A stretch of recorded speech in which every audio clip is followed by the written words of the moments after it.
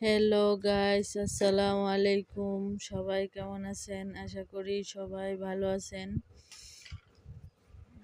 আজকে আমি গরুর মাংস রান্না করব।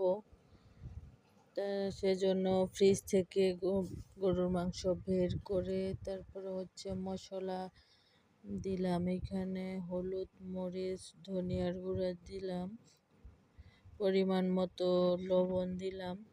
তারপরে এটাকে ভালোভাবে মাখিয়ে নিব।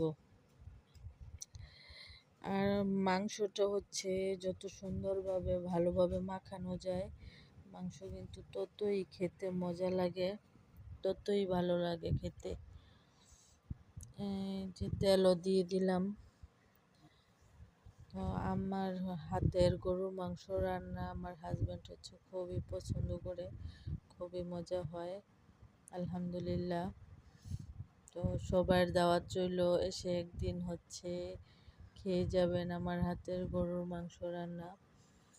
এই যে আমি চুলায় এখন বসিয়ে দিলাম। আস্তে আস্তে গরুর মাংস চুলাতে রান্না করলে বেশি মজা হয়। তো সবাই ভালো থাকবেন। ধন্যবাদ।